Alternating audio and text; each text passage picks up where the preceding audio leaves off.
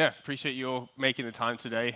It's great to speak with you all and to sit here with such a fantastic panel across very different backgrounds. And so I think we'll be able to share a lot of insights through different perspectives that we all have here on this stage here. I think before we kind of jump into it all, it'd be great to just quickly introduce ourselves, and then we can kind of take it from there and dive into this topic that I think, yeah, impacts us all in a lot of different ways. So, I work for a company called Recorded Future. We are an intelligence company based out of Gothenburg. My role is a manager within our intelligence services team, so I work exclusively with our clients, ensuring that they're able to use intelligence and data that we provide in ways that kind of enable them to embed that more into their security organization. Yeah, that's very short and sweet, but I'll pass it on to Nicole. All right. Good afternoon, or it's still good morning, everyone. My name is Nicole van der Meulen. I've been working in the field of cybersecurity, cybercrime for about 17 years. The last 5 years I was working at Europol as head of policy and development, predominantly doing threat intelligence, policy representation for law enforcement, and other related things. I've left Europol and I'm now actually exploring my next move, and very happy to be here again. Hi, I'm Tea Sogambits. I'm from Estonian Tax and Customs Board. Estonian Tax and Customs Board implements customs policy and deals with state revenue.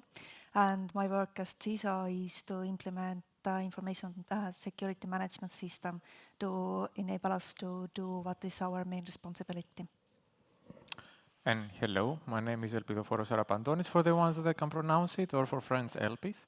And I'm working as Senior IT Security Officer in Volvo Autonomous Solutions, which is part of Volvo Group, where we develop autonomous solutions for the freight industry. Perfect. Yeah, great to share the stage with all of you guys today. And so, talking about cybersecurity and its sort of impact on societies, there's so much that we can delve into, and I know that there's a couple of items that I really want to sort of get your takes on, but maybe to start on a more philosophical approach in the beginning. Obviously, us working in security have long struggled with the being able to communicate that effectively to management and being felt maybe as an afterthought a little bit in ways that we are sort of approaching our roles within our organizations and businesses and society as a whole. Obviously, the past few years have dramatically changed that, and it can sometimes seem now with the war in Ukraine that the way that media has started to report on cybersecurity, its threat, and then what that really means has at times maybe felt like it's potentially happened too quickly in a way, being able to frame the threats from Russia, Turkey, China, these different things in ways that maybe aren't always constructive to what the threat actually is. And so maybe to start with there, I'd be interested to hear maybe your opinions on how you feel, what is the role of media today in ensuring that cybersecurity is really treated with what the threat actually is, or what the problem to society is today, and to see sort of your opinions on how you think that media can improve, or the role that the media plays in ensuring that the citizens and the societies that we live in are actually being shown that threat in the correct way. And I don't know how to do this in the best way, but maybe I'll turn to you, Nicole, as you're sitting next to me to begin with, and your background's in Europol. It'd be very interesting to sort of see what. Yeah, sure, Julius. No, definitely. I think the media can play a very positive role, but it doesn't always. And I would focus on a couple of aspects. One of them is obviously the reporting of incidents and reporting of threats. And what I'm missing, I would say sometimes at the moment, is contextualization. So basically, what is going on right now, how does that fit with what we've been seeing over a number of years? So a lot of times things are presented as a new threat, which really bothers me, having been in the field for quite some time, and I'm sure many of you have as well, because that means that people don't realize how it's connected to sort of existing threats, and that a lot of times criminals merely adapt their narrative based on what's happening. So it could be, for example, in the pandemic, that was really going on. There weren't really new threats, but there were new targets because there were people that hadn't been online before. Companies had alleviated security measures to allow people to work remote. Obviously, the narrative was abused. So I think it would actually help people if the media would do a bit more of contextualization, because what you also have, I had that as Europol as well, is like people sort of immediately panic. So not just sort of the general audience, but people within companies who don't have any contextual background. And obviously, certain organizations, it was part of my role to sort of say, well, actually, considering grand scheme of things, this is not something we should panic about. But that might be sort of a lost source of energy. The other element, I will say, is that the positive element media can play is sort of the amplification of what people need to watch out for, but in a constructive way. I really like the word constructive, sort of like what is going on now, how might you be exposed as just a citizen, and that's not always sort of done, I would say, in the right way. And the last thing I will say is what concerns me is with all this reporting, if you don't contextualize it and you don't give weight to a specific type of incident or specific attack, then people can also become desensitized. You know, it's like the boy who cried wolf. Like if you just keep doing that, it's difficult to distinguish like when is it actually serious and when is it just sort of, yeah, you know, it's an incident or it's an attack or it's a new threat. But that there's too much noise, I would say. And if the media could contribute to sort of reducing that, but of course that's not in their interest, so that's a whole. But I'll leave it at that and pass it on to my. Media plays a major role when we speak about how society perceives what we do. From the organizational point of view, media could be more seen as a partner, as a good partner, as somebody to cooperate with. It's all about the message that you go out for. I give you a very simple example. We get smishing attacks a lot, especially in the societal level. There is somebody saying that, hey, we're from Tax and Customs Board and you haven't paid your taxes, or there is a package for you and now you have to pay for the package. Now, where the role of media comes in, if the role of media is that this is an attack and this is something very scary and you should all be scared of, then it doesn't help. What we can do as an organization, we can go out with our message saying that this is not us who are sending those SMSs. We can explain in a very, very simple way how we send our message to people and make those examples in a social media and in a public media, in mass media. And from the other side, what you can do or what we can do and what we do every day is that we educate media. What is this attack actually is, how it influences people. This is not something where it's used just our identity and falsely used, but this is the identity that is used by, like in a kind of influential way in a very different levels. Banks are influenced it because if they actually click on the link that is in this SMS, they go to a page of a bank. Whichever bank it is, their identity is used. If they're saying that we are from, for example, a cargo company, then they're using their identity as well. And this is where the media comes in as a partner by very calmly explaining, these things are going on, please don't click. If you click and this happens, then please do that and that. And this is the cooperation part where you just not go on with the panic, but you explain how through this cooperation you can achieve more influence and more positive aspects in the society. Very interesting. I will grab it where you left it with a bit of different dimension. What is media coverage in terms of a security event? If you ask a lot of OEMs, because I'm coming with the OEM hat here, it's brand damage. So basically, we don't want media coverage, right? And this is quite obvious if you look on the automotive industry, on the embedded cybersecurity incidents. If you go back like 10 years, you will see that the publicly reported cybersecurity incidents are roughly like 700. And from my experience, I can tell you this is like 10-folded number. So it's roughly to 7 to 10,000 by talking with other OEMs and like sharing some threat intelligence. So sometimes media coverage is not good because it doesn't really help the OEMs to be able to recover. So that's my dimension, that we need to think also about the brand damage.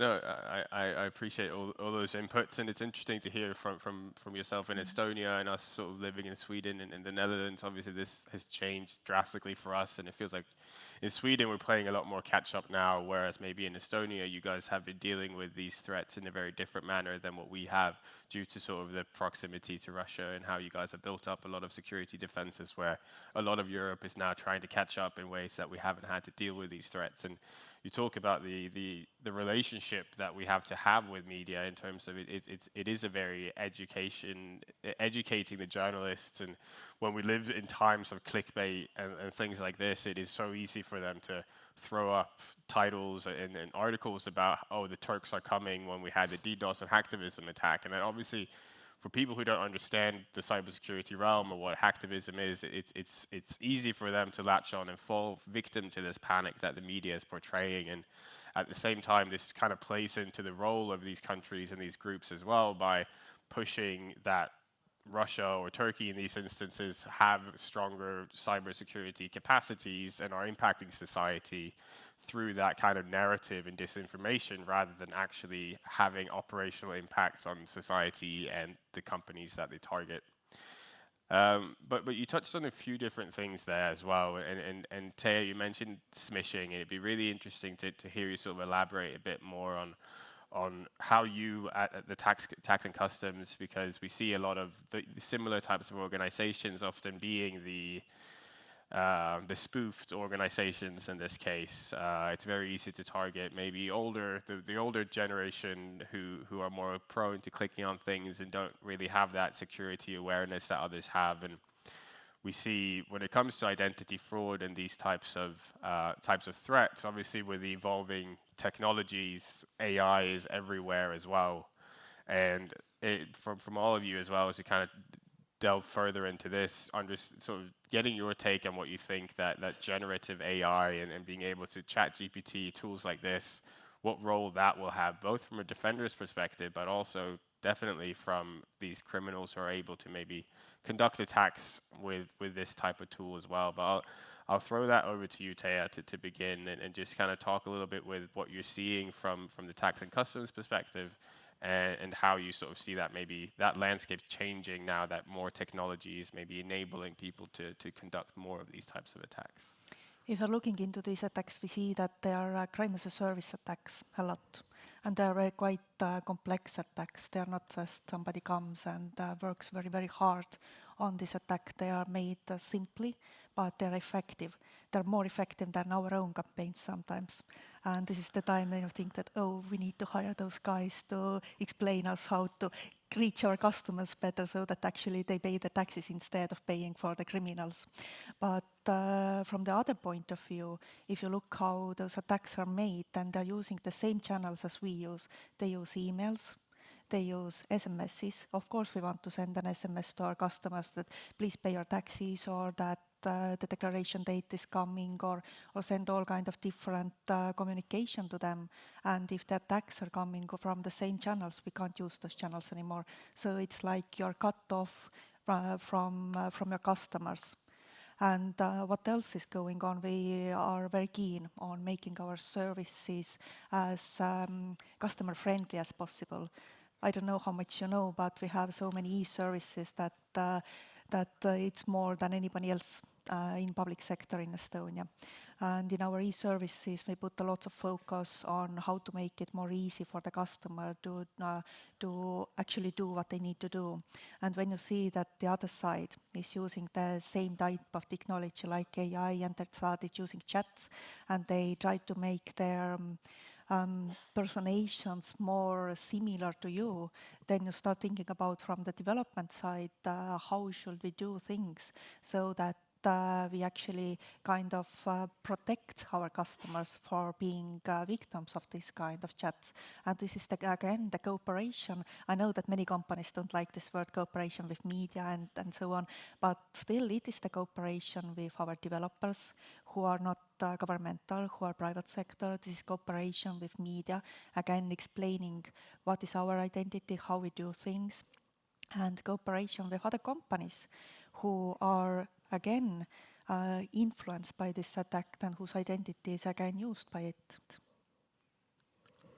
You touched upon generative AI, which is quite interesting topic.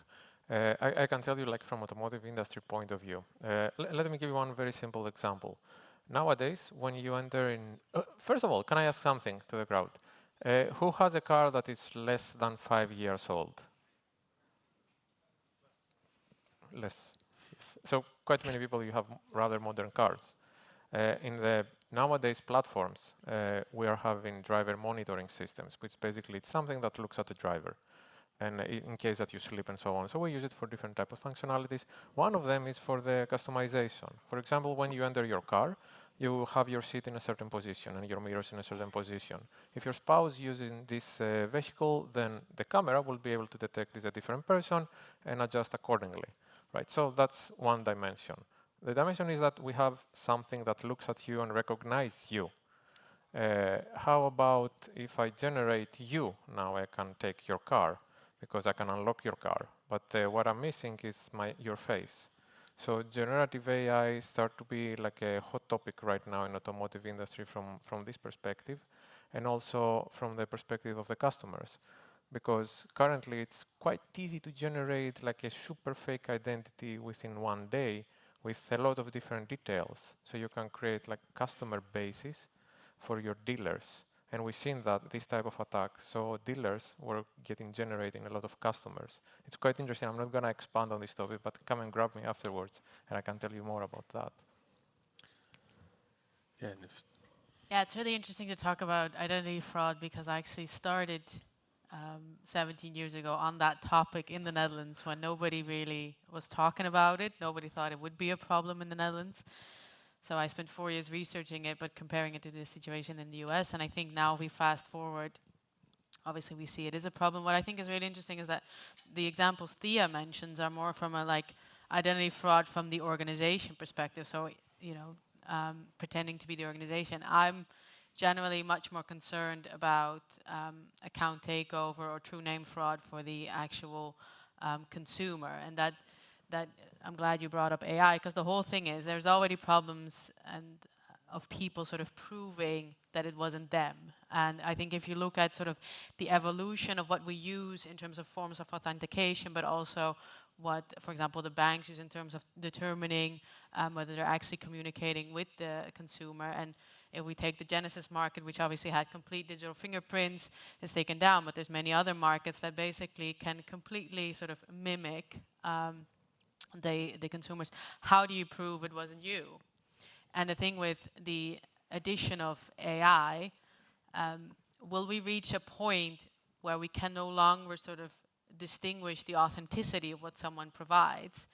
And if that is the case, what do you have to prove you didn't do something or it wasn't you, or and things like that? So I'm very concerned about sort of the position of the victim on the one hand. On the other hand, there is the flip side of criminals saying I didn't do it, and how can you prove that I actually did it? So there's various sides to it that I think we're probably not as prepared for, especially if I look back at my experience in 2006 with the banks at the time saying, oh, but you know, we've got two-factor authentication for internet banking. We don't have any fraud, it's just the Americans.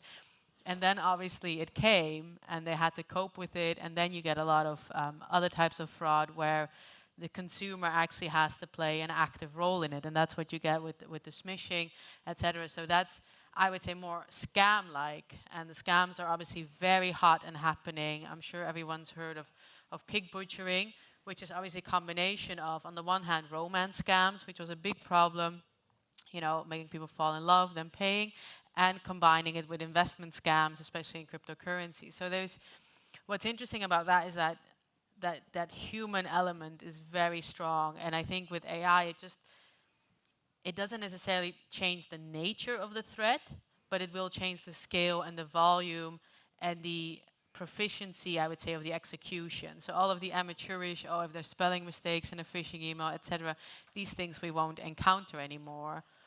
So people who are already having a difficulty defending themselves will become, you know, even more challenging, basically. How will they respond to it? And where does that responsibility/liability lie?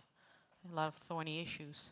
Yeah, and again, I think it just kind of stems to like the barrier of entry to be able to start producing and conducting these types of attacks is getting so low now, and it goes beyond just identity fraud, but to be able to effectively send out phishing emails in perfect English or perfect sort of native languages, which AI will enable in ways that haven't been possible just over almost a year ago, where you still had to Google Translate your way through a couple of things, and you come across that you can quite clearly tell when someone isn't a native speaker or things like this, and just the nature of that will just really enable criminals to start maybe adding to the scale of attacks that we're seeing across the board. And like I said, it definitely goes beyond identity fraud, but identity fraud is often such an initial access vector that just enables criminals to conduct these attacks a lot more easily. But maybe moving on to something, and on the theme of the sort of lowered barrier of entry, and I'm just making sure that we have 10 more minutes, or do we have? Yeah, I think this is wrong. Yeah, the timer's telling that we ran over, but I want to make sure if I have to finish up here. But no, we've got another sort of few minutes here, and so maybe pivoting to you, Elpis, on that, because I know that we talked a lot previously around sort of supply chain as a method, again, that's kind of being increasingly used both from a software perspective and due to this kind of globalization and digitalization that we've all kind of very happily been going through over the past few years without really any hiccups along the way, until we started to see this sort of people are working from home, digital landscape and attack surface has massively expanded. We now outsource to countries all over the world, where maybe geopolitics is now on the front of our radar, where it very much wasn't when we were signing 20-year contracts with outsourcing providers in India or China or places like this. And coming from Volvo Group, it'd be really interesting to hear sort of how you and the organization sort of position yourself and approach supply chain today, and maybe how that's changed since the war in Ukraine kind of broke out and made it really front and center what geopolitics and globalization has done, and the exposure that companies face now. Sure, that's a quite interesting question, and I would like to put a question to the audience one more time. Sorry for that. How many of you have came across any vendor security program, or have you heard that companies are running vendor security programs? Well, if you're an OEM. Yeah, great, 3 people. Well, that's kind of the answer to my question. In Volvo Group, we had a vendor security program for many years, and when we call security, this can be whatever, and with a current geopolitical point of view, you add extra dimensions when we say vendor security program. Because originally it was like a simple assessment with a couple of your suppliers, and then it looked good, and then you moved forward. But I call, sorry for my language here, but I call the security people usually party poopers, because when they invite us in the big EMT room, usually it's because they want something from us or something happened, or we are about to say something that they are not going to like. And when we tried to implement the first very comprehensive vendor security programs, it was the latter, so no one really liked us. But over the years, these have changed, and we start adding other dimensions, like geopolitical dimensions. And then, of course, we needed to diversify also our vendors in general, other services or hardware equipment. So we went from a point where we didn't have something to a point we had something extremely, not extremely, but rather complete with a lot of different dimensions. So for sure, things have changed the past 5 years. Perfect. No, I appreciate that insight. I don't know if, Nicole, if there's anything you want to sort of add to that, or in the general sort of how digitalization and globalization in general has just changed the tax that people have to be aware of now. It's not just your 4 walls that you have to protect in the same way. I mean, the thing is, like, just to go back to sort of, and this is in my PhD that started everything, where I sketched sort of very general trends, but I think they still hold true today. A lot of it is like the cost of convenience. Like, of course, digitalization has made many things for us much more convenient, but that comes at a price. I mean, yeah, security is cumbersome. It makes you very unpopular, as Elvis is saying. The previous presentation also demonstrated, like minimizing privileges. Yeah, but it's complicated. So we start forwarding things to our private email, and then that, those credentials get leaked. So it's like, if you try to find workarounds, you basically open doors. I mean, that's sort of the inherent nature of it. And the globalization, I think, is a very good point in terms of yeah, you open yourself up, you try to make things cheaper a lot of times. That's, the main purpose for outsourcing, but that also comes at a price. So I think what's most important is sort of conscious risk taking, and that doesn't happen enough. I think we do things that are mostly driven by price, getting more customers, and also even from the public sector, trying to make things more appealing. But then security is sort of lost in this discussion. I mean, we see this a lot with IoT as well. Just get a product on the market, and then it's always this afterthought. And then there's the media reporting. I mean, there's nothing that will get you more money and more attention, I think, from a company than having a security incident. I mean, it's almost like you want to pay a criminal, get into our system. So, can we split the difference? I mean, it's a bit cynical, but in a way, I did this study on how much companies and organizations in the Netherlands were investing in cybersecurity and critical infrastructure. And it was very difficult for them to get a number, but what I got out of the interviews was very much like, oh, but once there was an incident, we finally got attention, we got the money. So we still haven't reached the stage where it gets taken on board sort of from the beginning, I would say. It's also function creep. We have this, we can use this for multiple purposes. I mean, we tell people not to use the same password, but at the same time we say, oh, you've got Facebook, you've got LinkedIn or Google, well, you can use this for all these services. And if there's a problem, well then, yeah. It's like, oh, you want a password manager? Great, the password manager gets hacked. So it's like, I think there are basic things that we can incorporate a bit better. Yeah, I think there's no winning. That's the moral of the story. But you touched on sort of how different things are coming up to speed now, and maybe something that we're starting to see is sort of compliance protocols are starting to catch up. We're seeing things like NIST and GDPR and insurance companies have a lot higher standards nowadays to what actually is going to get renewed in the sense of security. Do you have insights into your supply chain? Do you sort of actively monitor this? And maybe to throw that question with the last minute here to you, Thea, and as you work with sort of within the government and organizations like that, is that something that you, when it comes to these bigger legislations, both on a national, local level, but within EU and European and industries as well, is that something that you guys are seeing happening more, or how are you guys working within those spheres? Usually when they're speaking about NIST or GDPR, the first thing that they say that you're a public sector, you don't care. But it's not true. It's not that you're a public sector and you don't probably get fined when you have sanctions. It's about the mindset. It's about why we are there and why we do what we do. We are there to protect you. We're there to protect the society. And those regulations are something that actually help you a lot for being compliant.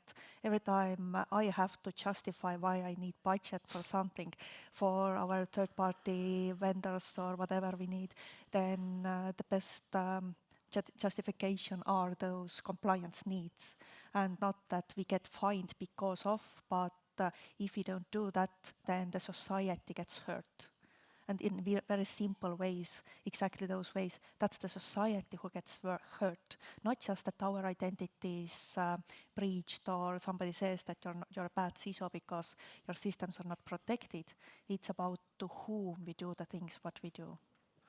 Perfect, thank you. I know that we're just wrapping up now, so maybe if just giving you guys each some time here is there anything final you guys want to wrap up, and maybe starting with you, Nicole, and then we can work our way around if there's any final thoughts on cybersecurity's role in society and yeah. Well, I kind of wanted to jump in on the regulation front. Absolutely. Obviously, having worked in sort of interest representation with regard to policy development, I think it's always, sometimes it is actually needed for governments to step in and develop regulation. I think the main challenge is for them to ensure they have a real world view of what is actually happening. And I think that is sometimes missing, and at least that is my experience, especially working for Europol, that they're unaware of what is actually happening. So there's a risk of them actually making things worse.